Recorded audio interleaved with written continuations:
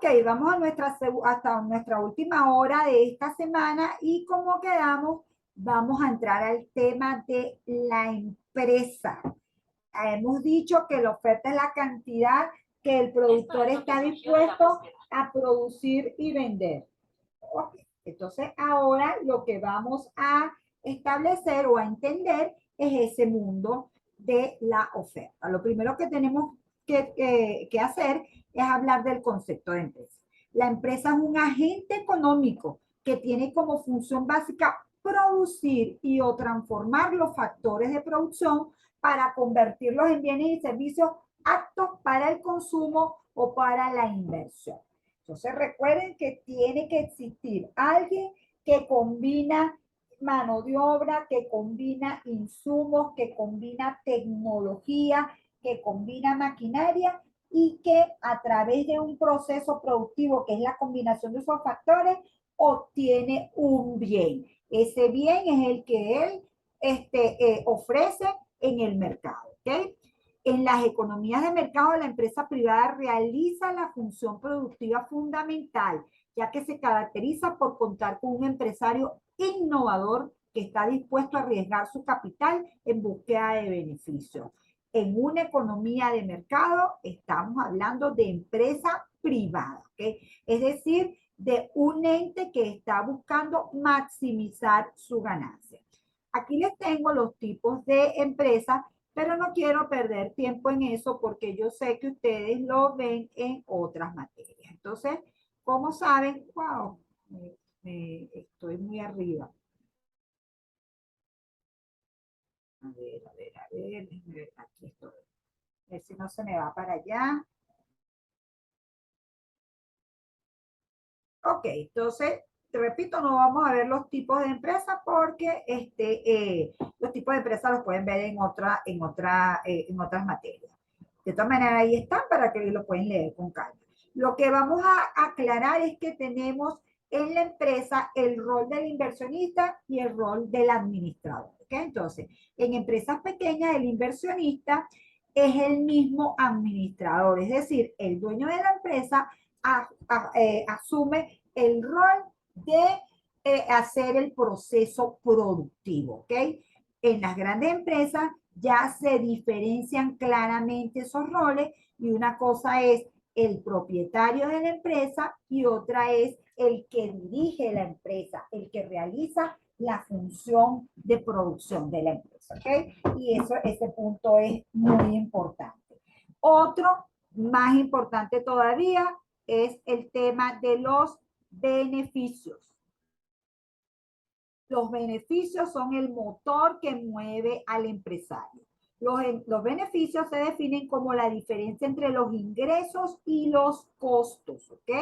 Los ingresos provienen de la venta del bien o el servicio que produce, mientras que los costos son todos los gastos asociados a la producción de ese bien o servicio.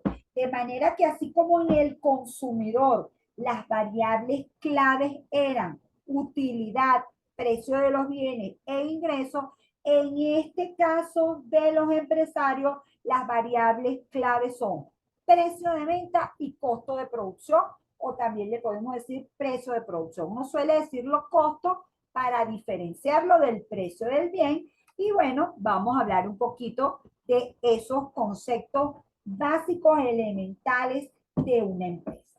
Una empresa necesita hacer un registro de todas las operaciones que hace la empresa. Y ese registro tiene que seguir unas normas, unas reglas, de manera tal que todas las empresas tienen que llevar la contabilidad de la empresa.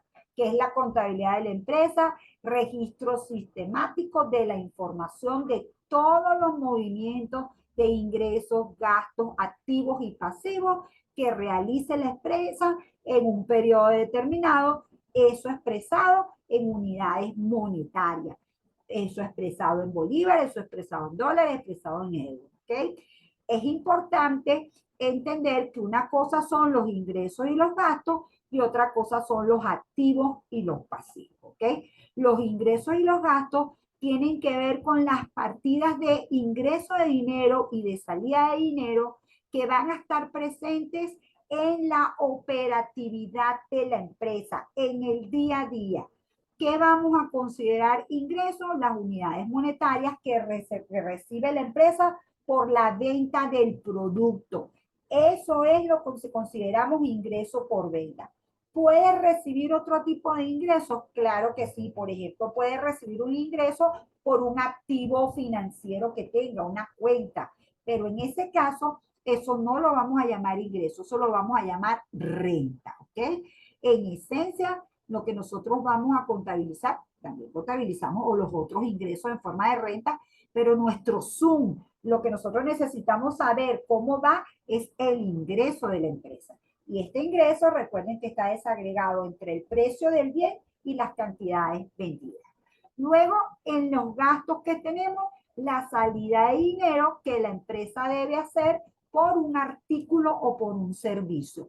Todo pago que hace la empresa en insumos, en manos de obra, en gastos de representación, en publicidad, todo ese tipo de cosas. Dentro de esos gastos, dentro de esa salida de dinero, hay uno que se llama costos. ¿Cuáles son los que van a ser costos? Son aquellas salidas de dinero que están asociadas directamente con la elaboración del bien que estamos produciendo. Vamos a entenderlo, ya vamos a dejar de decir bienes y servicios y vamos a concentrarnos en una empresa que produce un bien para que podamos captar mejor la cosa. ¿Okay? Entonces, repito, nosotros somos una empresa que fabrica helados. Nuestro ingreso esencial es las unidades monetarias que recibimos por la venta de esos helados. ¿De qué consta ese monto? Del precio al que vendimos los helados multiplicado por la cantidad de helados que fuimos capaces de fabricar en un periodo determinado. Dentro de los gastos que tenemos, dentro de los gastos tenemos todas las salidas de dinero asociadas con la actividad que hacemos. En ese sentido, hay unos gastos particulares que tienen que ver con la elaboración de los helados. Estamos hablando de los sabores de las frutas con las que hacemos los helados, estamos hablando del azúcar, estamos hablando de los colores, los conservantes artificiales, estamos hablando de las personas que fabrican los helados, ¿sí? Del desgaste que tiene la maquinaria con la que hacemos esos helados, de los, ¿cómo se llama? El mantenimiento de los refrigeradores, ¿ok? Y también hay gastos generales, como supongamos que la heladería la tenemos alquilada, o sea, el lugar donde está la heladería es alquilado, ¿ok? Tenemos unos gastos de publicidad, tenemos otro tipo de gastos que obviamente nos ayudan a producir ese bien. Entonces, de la diferencia de ese ingreso y ese gasto, vamos a tener el beneficio, vamos a tener la ganancia, ¿ok? Y la empresa, entonces, todas estas partidas, estas tres partidas, las lleva en un estado que se llama estado de resultado. Aquí les tengo un ejemplo sencillito. Esto. ¿Ves? Donde tenemos un estado de resultados. Entonces, aquí están las ventas de esta empresa, que en este caso son $20,000. Esta es una empresa, no conseguí de qué era, o sea, que se exactamente tenemos los costos de ventas, es decir, que son los costos asociados directamente a ese bien, y la diferencia entre las ventas y el costo de venta me da la utilidad bruta, ¿ok? A eso tenemos que restarle los gastos de venta, los gastos de administración, los gastos financieros, y eso nos da un total de gastos. A estas ventas que están aquí le restamos todos los gastos, los que están directamente asociados al bien y los demás, y nos da la utilidad en operación, la ganancia, ¿ok? Ahí todavía nosotros tenemos que agregar los ingresos que son rentas y cualquier otros gastos que sean gastos distintos a los que están aquí, y nos va a dar la utilidad antes de impuestos. Después a eso le restamos los impuestos, porque le tenemos que pagar al fisco por la ganancia obtenida, y obtenemos la utilidad neta. De esa utilidad neta, los accionistas deciden cuánto van a tomar, cuánta de esa utilidad se van a quedar y cuánto van a dejar en la empresa. Lo que quiere decir es que Ese monto que deciden tomar como ganancia se llama dividendos, ¿ok? Decretan dividendos y reparten esos dividendos entre los accionistas. Y el resto del dinero que no toman forma parte de la recapitalización de la empresa. Entonces, esta empresa tiene adicionalmente otros registros que ya tienen que ver con el estatus de la empresa, que ya tienen que ver con ¿cómo se llama? El perfil de la empresa. En ese sentido, van a estar los activos, que son todos aquellos bienes que tienen una alta probabilidad de generar un beneficio económico en el futuro. Estamos hablando de cuentas por cobrar, estamos hablando de inventarios, del edificio que tiene la empresa, de cualquier bien que posee la empresa. ¿Y cómo sabemos que es un activo? Porque usted en el momento que lo necesite lo puede cambiar por dinero, ¿ok? Esa empresa además va a tener pasivos. ¿Cuáles son los pasivos? Todos esos compromisos que adquiere la empresa. La diferencia entre ese activo y pasivo va a ser el patrimonio. ¿Qué es el patrimonio entonces? El conjunto de bienes y derechos pertenecientes a la empresa. Es importante en este punto entender que generalmente las empresas crecen, aumentan su patrimonio porque se endeudan. En este sentido, el endeudamiento es un apalancamiento, es una forma de crecer, porque si las empresas nada más se conforma con el aporte de capital que hace cada accionista, pues eso genera una actividad muy restringida. En cambio, si esa empresa se crea como sociedad anónima y tiene muchos accionistas, ¿verdad? Y entonces esos accionistas han aportado capital y además esa empresa va a un banco y pide un préstamo y con eso adquiere más maquinaria, más equipo y aumenta sus ventas, entonces es una empresa que va a tener economías de escala crecientes, una empresa que va a ir creciendo en el tiempo. Entonces, esto que está aquí, que se llama balance general, entonces es la cuenta donde puede tener su estructura, su rentabilidad, lo que esa empresa ha logrado a través de su trabajo año tras año. Entonces, como les dije, por un lado están los activos, por otro lado están los pasivos y por el otro lado está el patrimonio. La forma como está cuadrado aquí es que activo es igual a pasivo, es decir, por un lado está el activo y por el otro lado está el pasivo y el patrimonio, ¿ok? Pero me prefiero que se me queden con la idea de que patrimonio es igual a activo menos pasivo y como dice aquí, que el patrimonio es el conjunto de bienes y derechos de la empresa. ¿Alguna duda hasta aquí?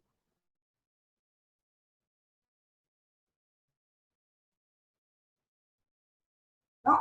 Bueno, no habiendo dudas, entonces fíjense lo siguiente.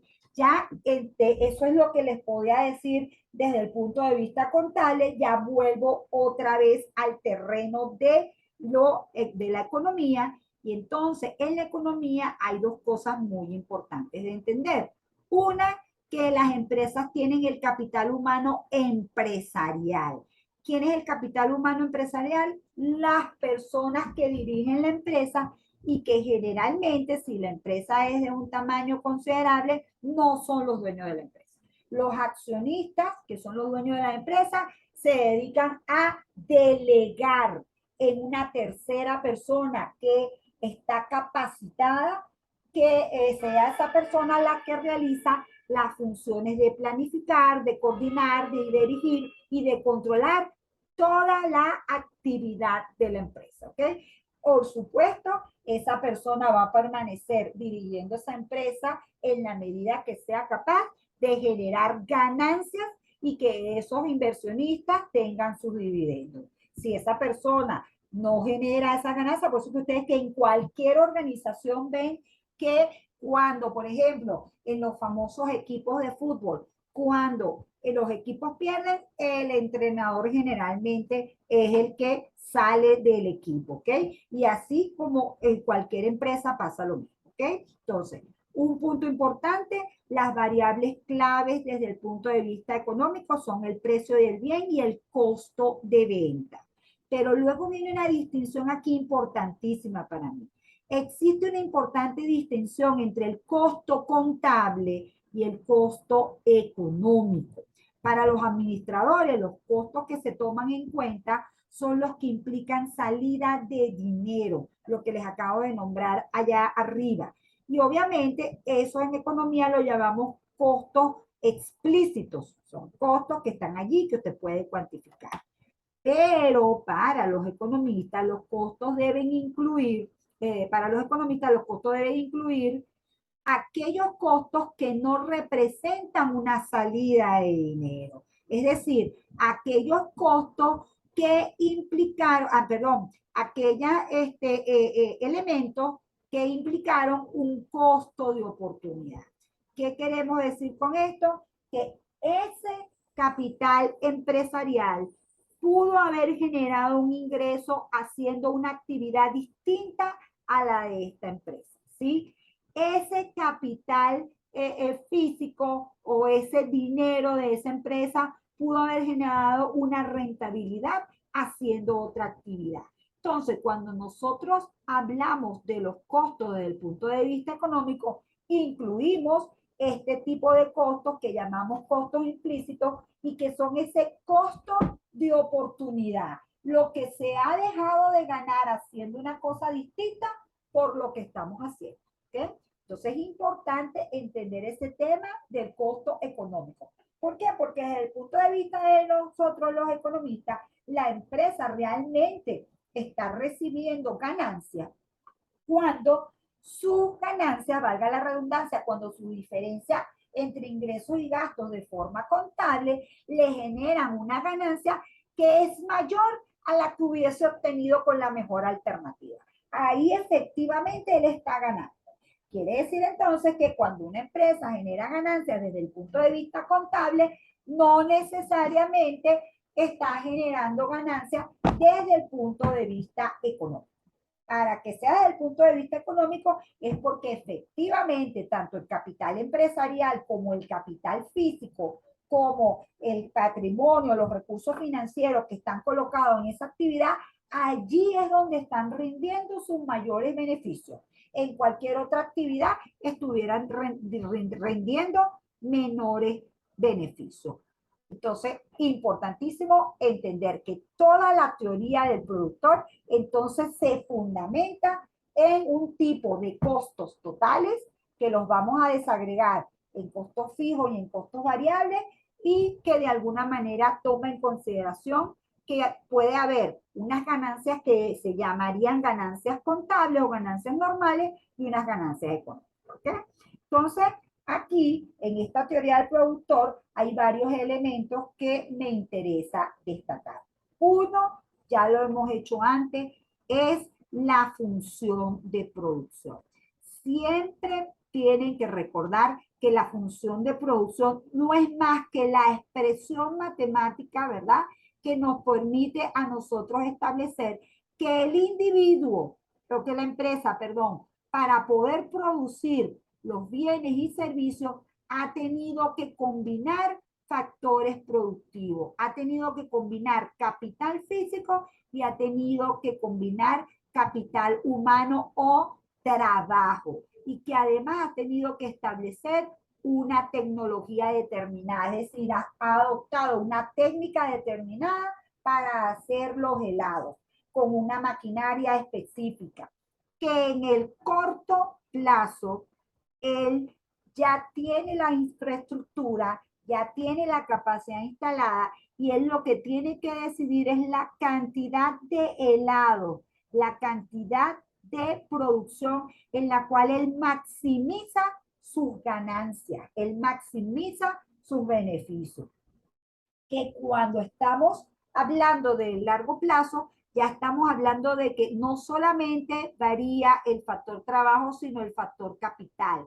Es cuando él está invirtiendo más dinero en esa empresa y eso aquí lo representamos con un desplazamiento de toda la curva de la función de producción hacia la derecha. Primer punto importante.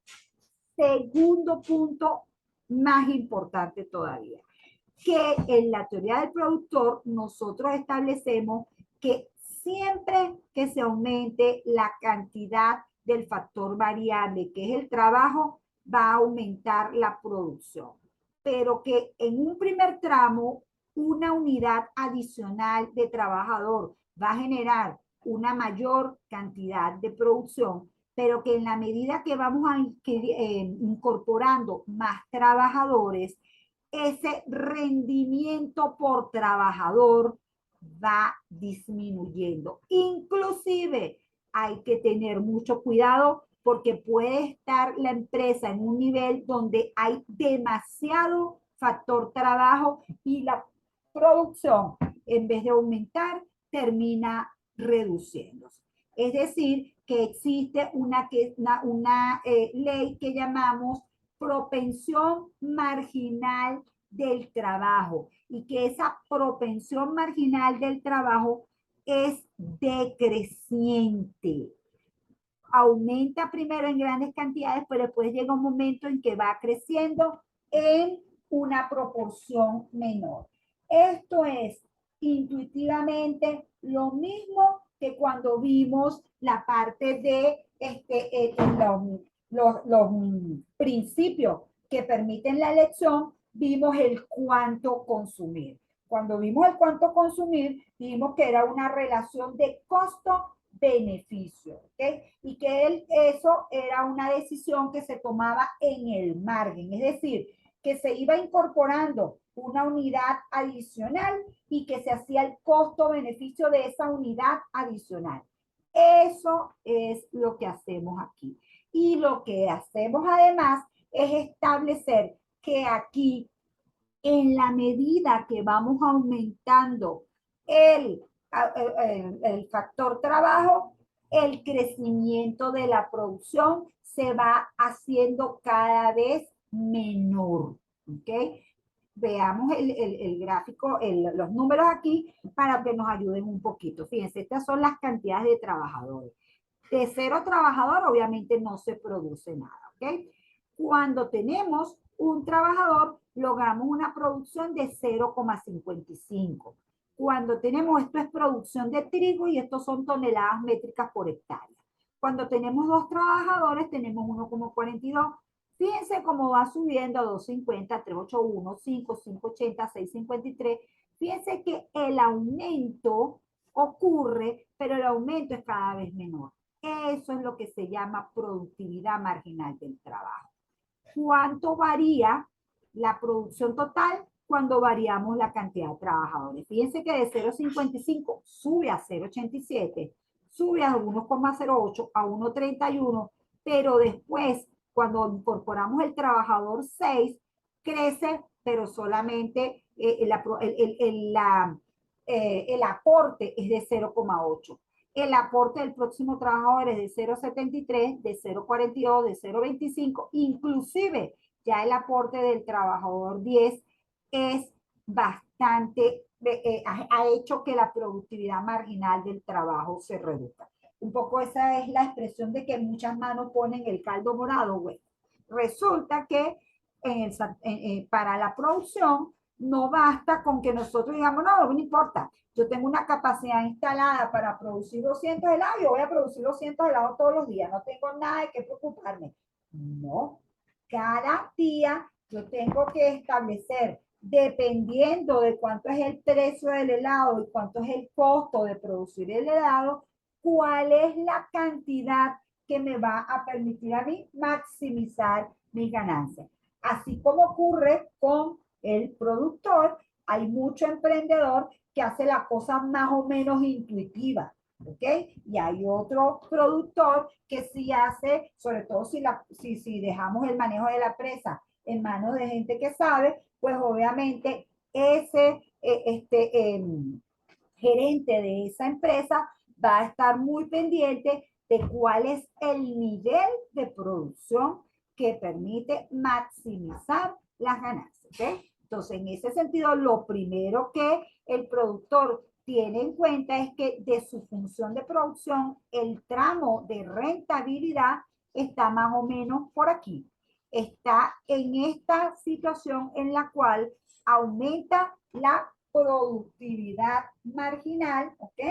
Y lo que hace es estar pendiente al máximo donde llega esa productividad marginal. Es decir, si nada más, sin tomar en cuenta los costos, sino nada más vemos la productividad marginal, este productor debe contratar hasta 5 trabajadores y debe producir hasta 5 toneladas métricas de este trigo, porque de allí para allá la rentabilidad empieza a bajar. Aquí puede ser que todavía él le dé chance de maximizar más la ganancia, pero bueno, allí todavía si no lo sabemos porque tenemos que tomar en cuenta los costos, ¿ok? Ahí, por supuesto, no podemos considerar solamente la producción, sino que también tenemos que considerar los costos, ¿ok? Pero como les digo, es muy importante establecer que tenemos este comportamiento de la productividad marginal del trabajo y que además tenemos otro concepto muy importante que es la productividad. No solamente la productividad de la unidad adicional, sino la productividad a secas. La productividad a secas la obtenemos dividiendo el producto total entre el número de trabajadores. Este producto medio que está aquí, ¿sí? Lo que hacemos, repito, es que dividimos el total de la producción entre el número de trabajadores. Entonces, una cosa es el producto marginal y otra cosa es el producto medio.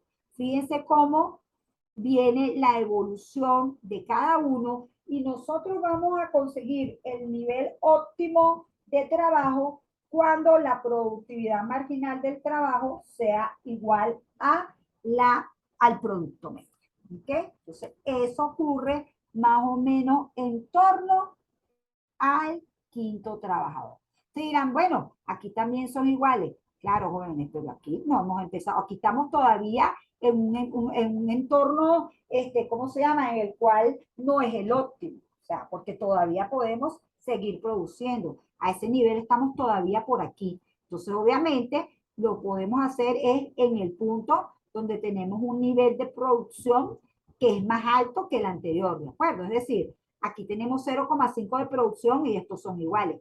Aquí tenemos 5,5 de producción, muchísimo más, y también son iguales. Entonces, este nivel que está aquí, si esto me deja pasar una rayita, no, lo hago después, sería la parte técnica. ¿Ok? Entonces, es muy importante que el productor sepa cómo se comporta la producción y entonces en ese sentido tiene que tomar muy en cuenta la productividad marginal y la productividad media o simplemente productividad.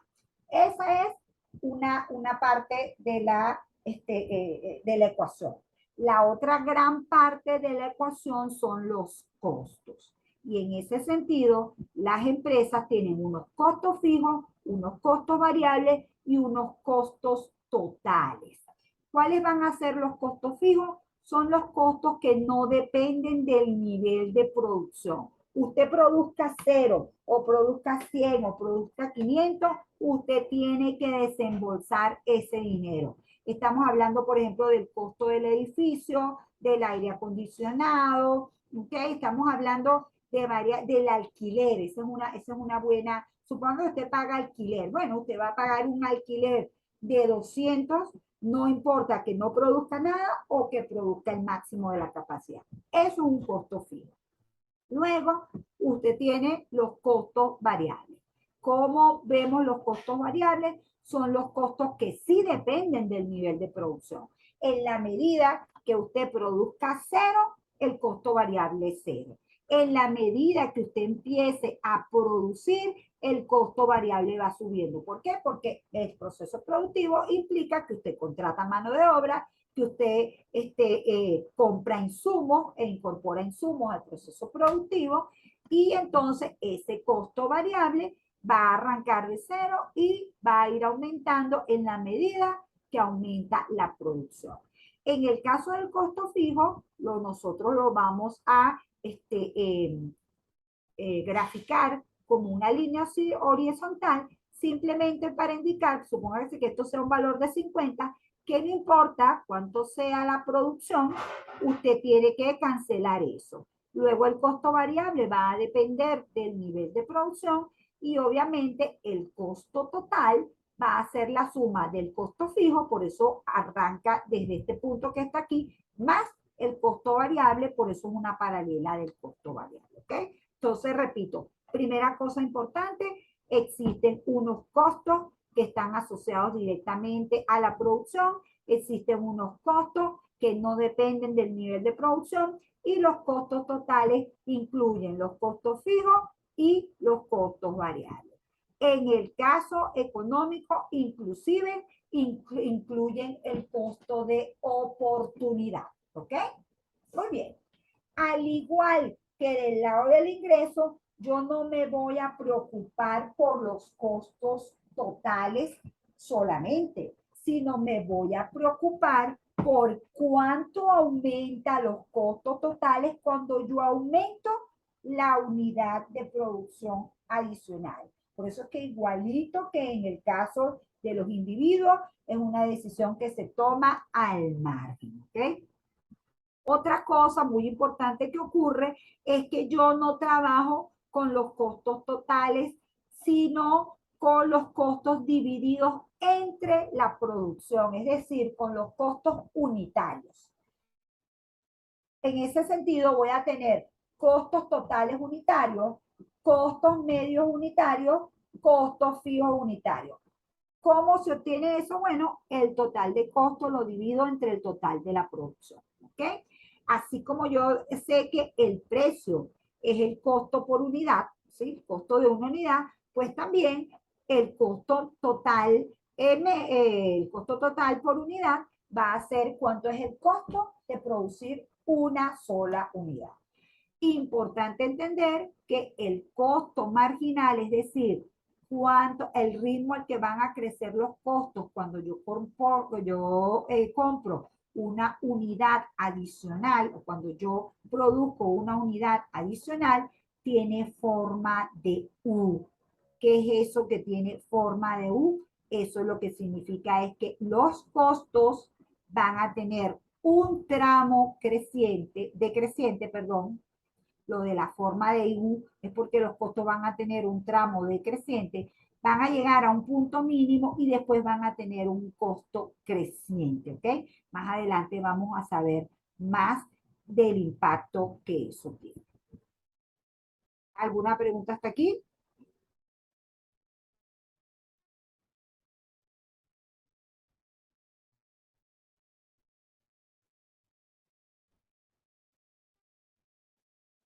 Ok. Entonces, fíjense, el empresario sigue de cerca la variación de los costos totales cada vez que se incrementa la producción, es decir, el costo marginal, ya que si el aumento del costo marginal está por debajo de los costos medios, para la empresa es rentable producir esa unidad adicional. Usted incorporó esa unidad adicional y resulta que los costos marginales están por debajo de los costos totales medios, perfecto. Eso significa que usted puede seguir produciendo esa unidad adicional. ¿Ok? Esto ocurre hasta el momento en que el costo marginal es igual al costo total medio. En ese punto, los costos medios alcanzan su mínimo valor. Por eso es que tiene esa forma de U. Repito, lo que les estoy diciendo es que existe un concepto que se llama costos totales por unidad, que simplemente lo que hago es que el monto total del costo, que incluye el costo fijo, el costo variable, lo divido entre las cantidades producidas. Y existe otro costo que se llama el costo marginal. Y que ese costo marginal va a ser el costo en el que incurro cuando produzco la unidad adicional. Al final lo que yo estoy haciendo es estar pendiente de qué le pasa a mis costos cuando yo voy incluyendo esa unidad adicional. Y resulta que cuando el costo marginal es igual al costo total por unidad, ya yo llegué al punto donde estoy en el máximo de los costos totales que me van a generar rentabilidad. Ya ahí también hago como en el lado de la producción. Hago un alto y digo, oye, espérate, aquí ya esta es una señal de que estoy llegando a mi punto máximo de costo. Pero como les digo, por un lado están los ingresos, por el otro lado están los costos, y yo realmente para saber dónde maximizo la utilidad, tengo que ver lo que pasa por el lado de los ingresos, ¿ok? En donde está incluido el precio del bien, y lo que pasa por el lado de los costos, que es donde está incluido el costo de producir. Y resulta que desde el punto de vista económico, yo consigo maximizar mis beneficios cuando el ingreso marginal es igual al costo marginal. Allí la empresa obtiene el máximo de beneficio. Como siempre, es mejor ver los numeritos porque los numeritos ayudan. A ver si trato de poner esto más grande y de alguna manera esto no me deja. Vamos a reducirlo un poquito aquí para que lo puedan ver mejor. Fíjense, este es un ejercicio de una lavandería, ¿ok? Y aquí vamos a tener todas las variables. La variable base, ¿cuál es? La producción. En este caso, esta es una empresa que se dedica a lavar bolsas de ropa sucia, ¿ok?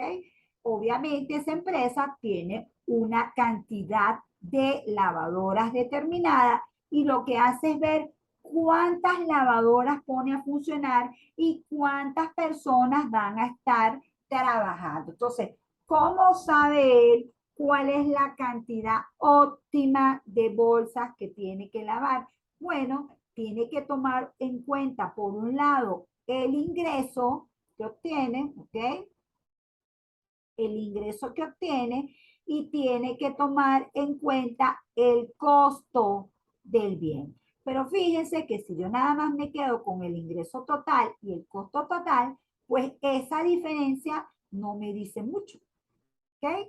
Lo que me ayuda a saber si de verdad estoy maximizando el beneficio, fíjense que el beneficio total aquí en el primer punto, ingresos menos costos es menos 30, después 420, después 570, 600, 620, 600 y 560, ¿ok?